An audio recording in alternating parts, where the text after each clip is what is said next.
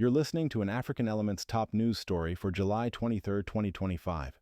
Please visit our website at africanelements.org for more daily news. The UK government has announced a significant shift in its approach to international aid for 2025-2026.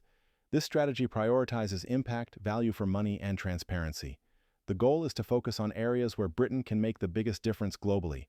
New figures released on July 22, 2025, detail how the aid budget will be spent in the upcoming fiscal year.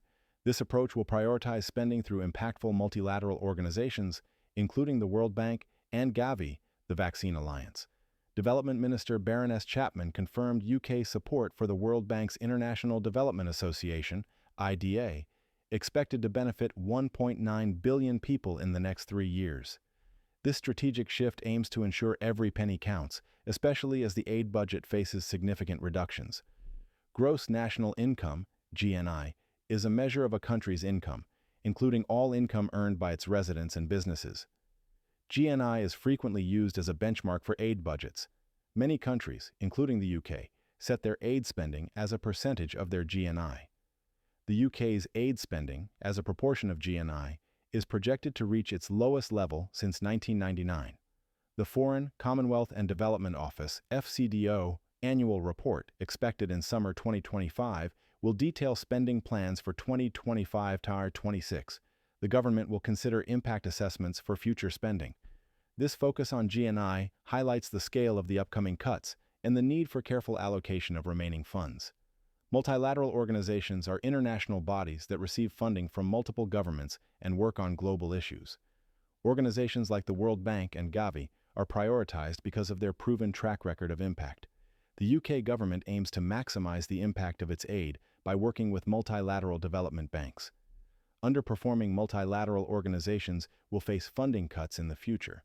Bilateral aid is provided directly from one country's government to another. While bilateral support for some countries will drop, the UK will increasingly share expertise. Projections of bilateral official development assistance, ODA, flows visualize how donors are shifting their approach.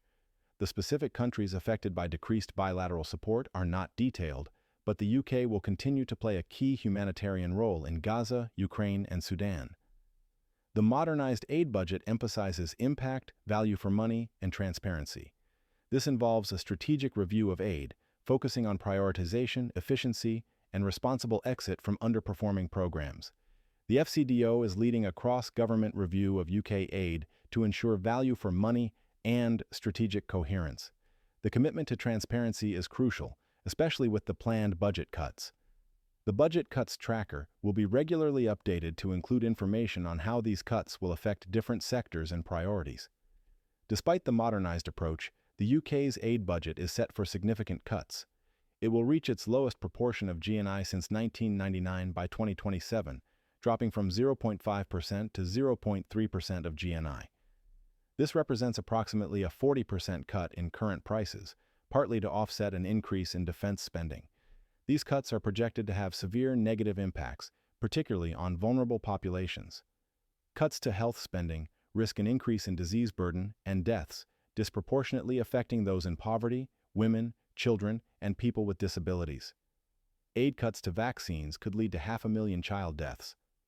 The government's impact assessment indicates that 11 of 13 current or future programs earmarked for closure were equalities-focused.